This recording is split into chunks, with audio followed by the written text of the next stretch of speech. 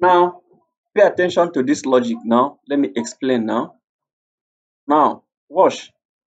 I have upon closing here, I will have power along this side down to the timer. The timer will start timing. When the time elapses, the timer contact here will close. Once the timer contact close, this relay will be energized. And once the relay energized, the contact of this relay will close to send power to this contact. I repeat again. Upon closing here, for the power to flow in, I will have power along this path direct to the timer. The timer start counting. When the transition time elapses, the contact of the timer will close to send power to this relay. Now relay contact will close here to send power to contact. So now the load of this is being extracted and give to this relay. So the function of this is to send power to the coil of this relay. The contact of this relay will be responsible for taking the power that is going to this place. So that is how we relieve the load on timer and give it to relay. All right. I repeat again. The supply here will go direct to timer. Timer start counting. When the time elapses, the contact will close, sending power to relay coil. Relay coil will energize. Look at the contact. It will close here. And once it closes here, it will send power to contactor. So we're going to repeat this logic here. All right. Let's do that now. Take this one down. We adjust this. We adjust this down. Okay. Now we copy what we have here. Copy it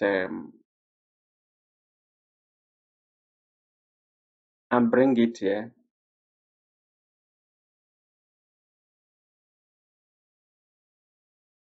We don't need timer. We have timer already.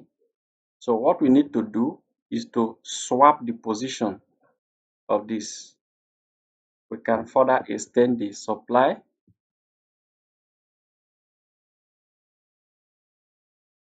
Now, the same way, we swap the position of this. It can be anywhere. It can be anywhere. Then take this one. Then change this one to arrow 2. Arrow 2 means that is the second relay on the line. This is relay number 1 and this is relay number 2. That's how we denote them. This is timer 1 and this is timer 2. Now, the same thing, the same system applies. Pay attention, please. This is going to be T2 as well.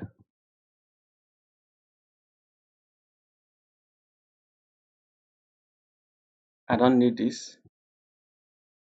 Now, let's quickly do that. Just hold on.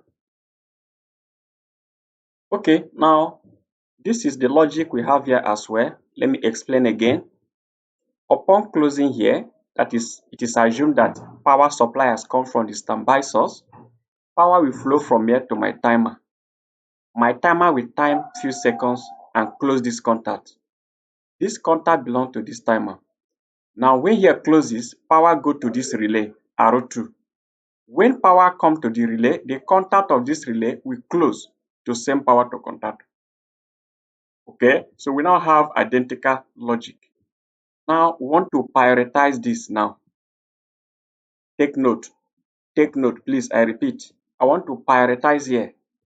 What I did before was to create a safety measure to this counter, to this particular timer relay by interfacing a relay between the timer and the contactor so that the load on this contactor, both vibration, some deficiencies, fluctuation coming from here will not affect this because this is a sensitive part. It's an electronics composed relay. Okay, if that is taken, let's do the priority now. I want when this one is working, when this standby is working, and this one come active, I want this one to disconnect this and take over. See what we're going to do? We're going to introduce a relay contact.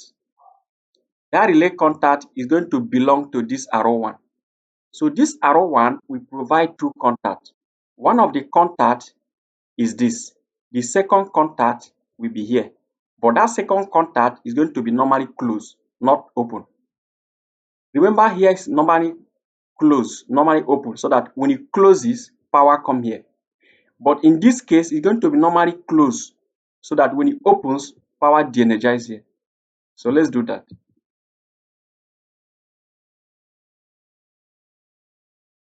Look at the contact here. It's going to be arrow 1.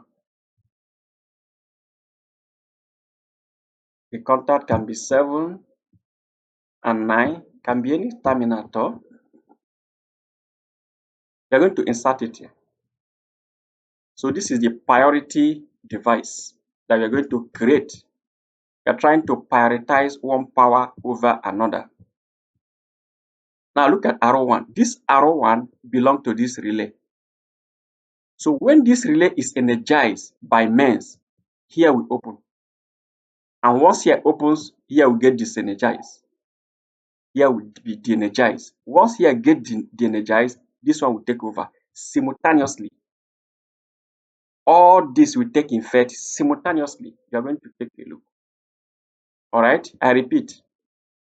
When this one is energized, the integral part of it is this. This one will close. Another integral part of this is this one.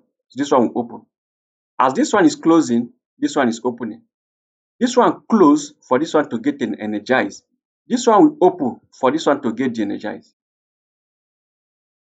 Let's simulate it. Before we simulate, we're going to put in a lamp here on this load. Let's do that with another video.